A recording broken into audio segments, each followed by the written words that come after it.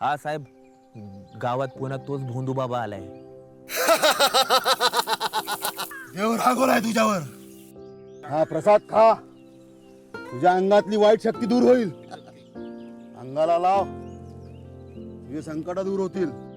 अंधश्रद्धेच्या नावाखाली अनेक निरपराध लोकांची फसवणूक होत आहे.